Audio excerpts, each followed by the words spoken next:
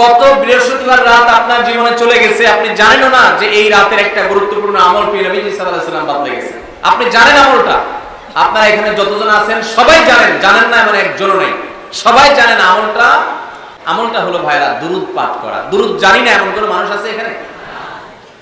নবী করিম সাল্লাল্লাহু আলাইহি ওয়াসাল্লাম জুমার রাত যখন শুরু হয়, অর্থাৎ বৃহস্পতিবার সন্ধ্যার পর থেকে নিয়ে শুক্রবার সন্ধ্যার আগ পর্যন্ত এই 24 ঘন্টা সময় দুরূদ পাঠের জন্য নির্দেশ করেছেন এবং বলেছেন, কারণ সালাতুকুম মারুদাতুন আলাইয়া, তোমরা যে দুরূদ পড়ো আল্লাহর ফেরেশতারা সেটা আমার সামনে পেশ করে এবং বলে অমুক জায়গা থেকে, আপনি সুবর্ণচর থেকে করছেন, তো আল্লাহর ফেরেশতা বলবে যে হে আল্লাহর রাসূল, সুবর্ণচর থেকে বাংলাদেশের ওই থানার ওই উপজেলার ওই গ্রাম থেকে অমুকের ছেলে অমুক আপনার প্রতি দুরূদ প্রেরণ করেছে, নবীজি সাল্লাল্লাহু আলাইহি ওয়াসাল্লামের কাছে উপস্থাপন করা হবে।